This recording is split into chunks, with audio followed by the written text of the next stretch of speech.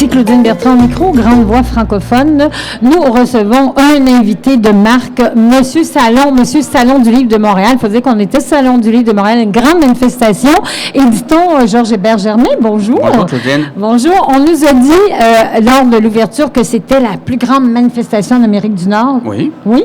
Oui, c'est un salon du livre comme celui de Montréal, c'est pas dans la tradition britannique. Hein. Ils font des festivals d'auteurs, comme à Toronto, le Festival of Authors, mais des salons comme celui de Montréal, où se rencontrent des lecteurs et des auteurs. C'est unique. En fait, c'est unique au Québec. Il y a le Salon de Montréal, le Salon de Québec, le Salon d'Abitibi, qui est un salon que j'adore. Vraiment. Mais le Salon de Montréal, c'est le plus gros par le nombre de visiteurs. C'est 120 000 personnes en 6 jours qui viennent à ce salon. C'est le plus important par le nombre d'auteurs qui sont invités aussi. Combien d'auteurs? Il y a 1700 auteurs cette année qui font des signatures ou qui participent à des colloques. Tout ça confondu, là, ça fait 1700 auteurs, plus ceux qui viennent pour visiter. Je pense que cette année, on va en avoir plus. Hein? C'est ça, il y a au moins 200 000. Oui, chaque année. Il y a 900 kiosques cette année, 900 stands cette année. C'est incroyable. Et vous, quel est le thème qui nous permet de relier tous ces gens-là cette année? Cette année, le thème, le slogan de cette année que je trouve moi, très évocateur, très riche, c'est le livre Machine à voyager dans le temps. Et c'est pas nécessairement voyager dans le temps passé, c'est pas passéiste, là, qui permet de voyager, c'est comme une machine qui a une renverse puis un avant. On peut aller dans le temps futur, on peut aller, avec le livre, on peut aller à tous les bouts du monde, on peut aller dans toutes les autres littératures. Si, par exemple, on considère que c'est une sorte d'arche de Noé ici, s'il y avait un déluge, on aurait pour des siècles de lecture et on aurait ici, autour de nous, qui nous entoure, il y a presque tout le savoir du monde. Là. Parce qu'il y a des dictionnaires ici, il y a des dictionnaires Larousse, il y a des romans, il y a des romans, beaucoup de romans étrangers traduits. Il y a presque la totalité de la littérature du Québec. On peut trouver énormément de choses des années 60, des années 50, des années 80, des livres récents. C'est ça le gros avantage, je trouve, la grande beauté d'un salon du livre. On trouve l'inventaire de la littérature du Québec. Du Québec et même d'ailleurs aussi. Et d'ailleurs aussi, bien sûr. Parce qu'il y a beaucoup d'éditeurs venus de l'étranger. Oui. Toute la francophonie se retrouve ici. Il y a des auteurs africains, des auteurs africains, haïtiens, maliens, chinois, peut-être coréens aussi. Toute la francophonie et même des auteurs, je pense à Marina Lewiczka, qui est ici, qui parle très bien français, qui est une Britannique, qui a d'origine polonaise, polonaise, oui.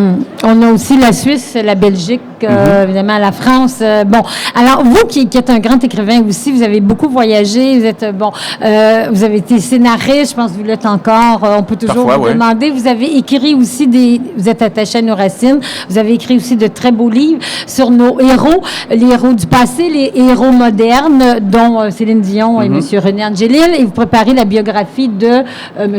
Robert Bourassa, qui est un grand personnage au Québec, évidemment, qui a beaucoup marqué. Alors, quel est le rôle des livres pour vous dans votre propre vie? Ça joue quel rôle?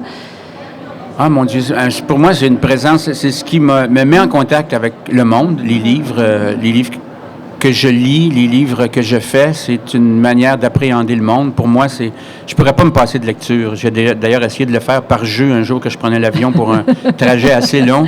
J'ai failli capoter. Parce que je me dis, les gens qui lisent pas... Oui, c'est une torture. Mais en même temps, je me suis dit, les gens qui ne lisent pas doivent avoir une vie intérieure très riche. Tu sais, imaginons passer 6 heures ou 8 heures sans lire, étant assis dans un siège d'avion. Et regardez, il peut y avoir un paysage de nuages extraordinaire, mais pour moi, c'est pas qu'une évasion. Et lire, bien sûr, si on peut lire un livre pour s'évader, mais c'est pour se comprendre soi-même, pour comprendre le monde dans lequel on vit.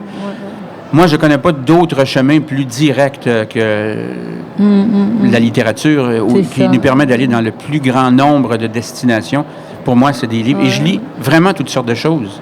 La semaine dernière, je lisais du Claudine.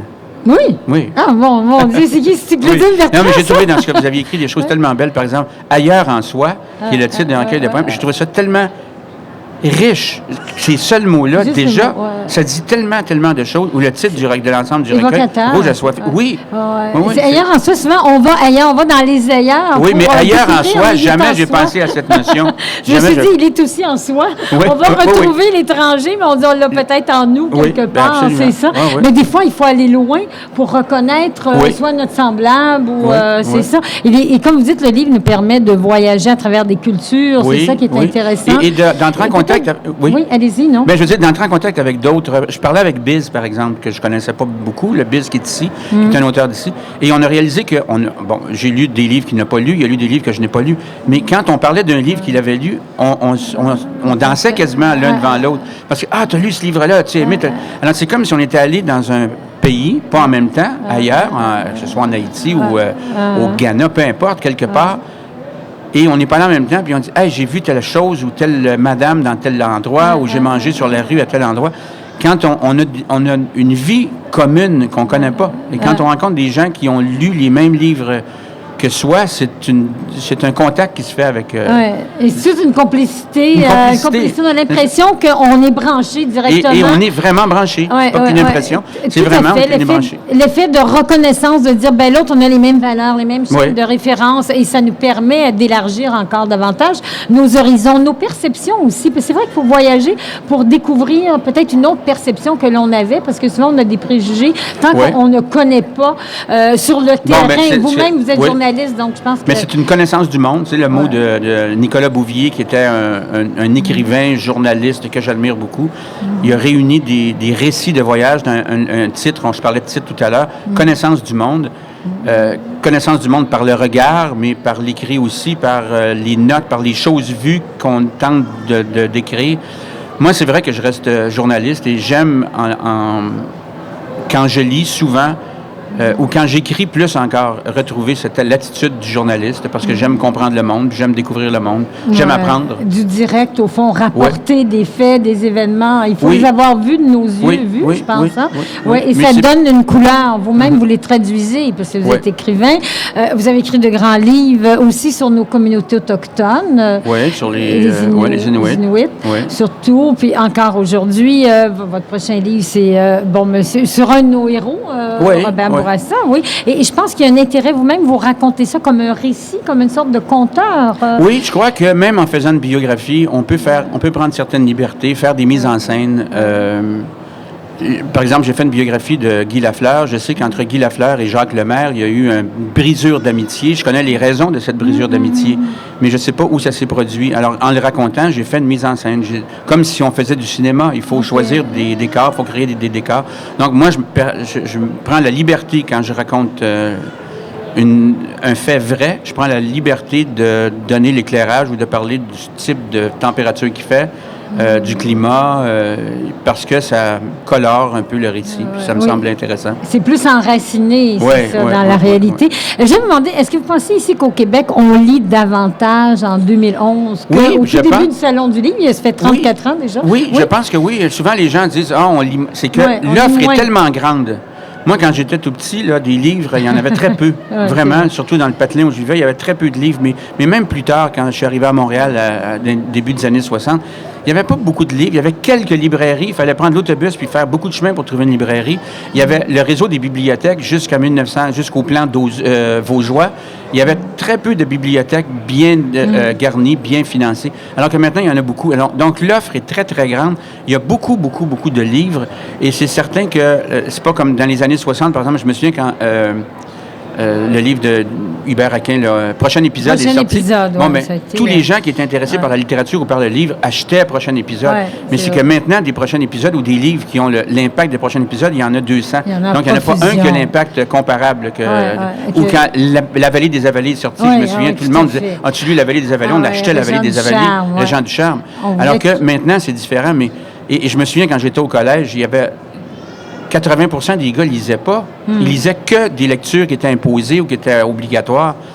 Et aujourd'hui, c'est pour ça, quand j'entends dire moi, que les gens ne lisent pas, ça me brûle toujours un peu. Je ne crois pas ça. Non, c'est comme un préjugé tenace, mais une fausse idée.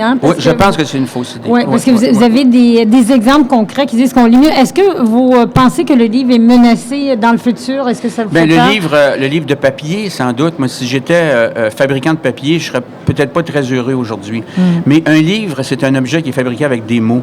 Alors, qu'il soit électronique ou de papier, ça reste un livre et ça reste des mots, ça reste quelqu'un qui est un poète qui va écrire un poème, un essayiste qui va faire un essai sur le Québec d'aujourd'hui, que ce soit lu sur une tablette électronique ou que ce soit lu sur un livre qui est imprimé sur du papier jaune ou blanc ou peu importe. Pour moi, c'est pareil. Donc, je dirais... je dis que le livre n'est pas menacé. Le livre de papier, peut-être qui va, dans un avenir il va diminuer peut-être. Mais si les gens lisent, qui lisent le dernier essai ou le dernier poème, qui le lisent sur une tablette électronique, il le lit pareil. Peu importe le support. Peu importe le support. Oui, on aura toujours les mots qui vont être là auxquels on a accès. Je pense qu'on ne peut pas arrêter, mais c'est la connaissance qui se continue. Mais si vous partiriez sur l'Arche de Noé, pour continuer votre métaphore, est-ce qu'il y a un livre ou deux que vous aimeriez emporter? Ce serait lequel?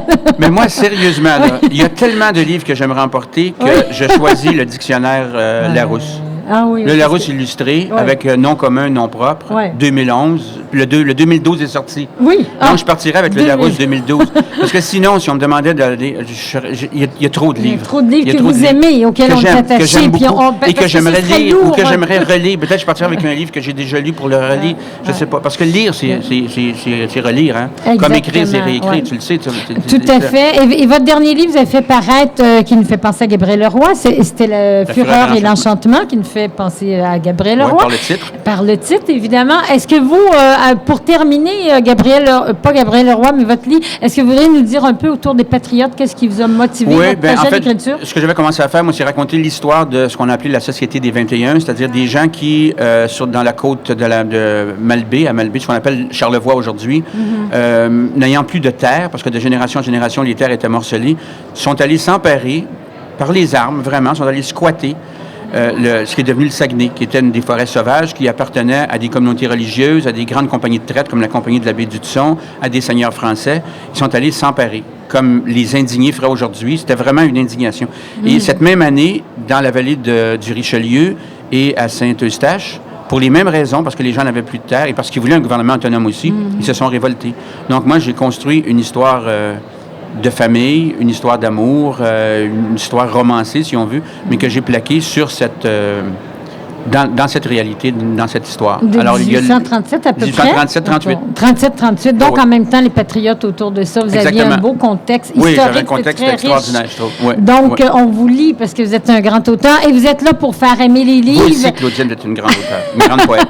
C'est vrai. En tout cas, merci beaucoup d'avoir été avec nous. Vous portez très bien le chapeau, Monsieur Salon. Vous êtes là 24 heures sur 24. Donc, on peut vous retrouver, vous circuler à travers les allées, vous inviter les gens, comme vous dites, à venir bouquiner, à rencontrer des auteurs. Oui, à parler aux auteurs. Les auteurs aiment toujours ça. On peut les approcher, hein, c'est ça? Mais oui, les auteurs aiment ça, être approchés. Puis il n'y a rien, je trouve, plus triste qu'un auteur qui est derrière son paquet de livres puis qui attend. Et les gens passent, sont intimidés, ne veulent pas lui parler. Ça fait toujours plaisir. On n'ose pas. Mais ce serait quoi la première question, la première approche à un auteur? Qu'est-ce qu'on pourrait lui dire, même si on n'achète pas le livre? Ça dépend si on connaît les œuvres de l'auteur. On lui parle de ses œuvres, des personnages qu'il a créés. On lui parle de ses poèmes. On lui parle de pourquoi écrit-il. Pourquoi écrit-il, oui, exactement. Et vous, est-ce que vous avez un rituel d'écriture matin, midi, soir? Matin. Vous êtes un homme du matin? Oui, je suis plus un homme du matin. Entre quelle heure et quelle heure vous écrivez? Je dirais entre 8h et midi. 8h et midi. Oui, je suis un homme du matin. Et ça serait plus contraignant pour moi de ne pas écrire parce que je me lève le matin. C'est pas une discipline. Ça fait partie de ma nature maintenant. Plaisir. Plaisir. Avec un café, 2 cafés. Oui, oui, toujours avec le café. La drogue, par excellence, c'est le café. Vous êtes très énergique, très enthousiaste. On vous souhaite une bonne continuation. Merci, je vous remercie. Et puis, vous restez tel que vous êtes. M. Georges Hébert-Germain est avec nous. Merci beaucoup. Au plaisir. À la prochaine. Merci.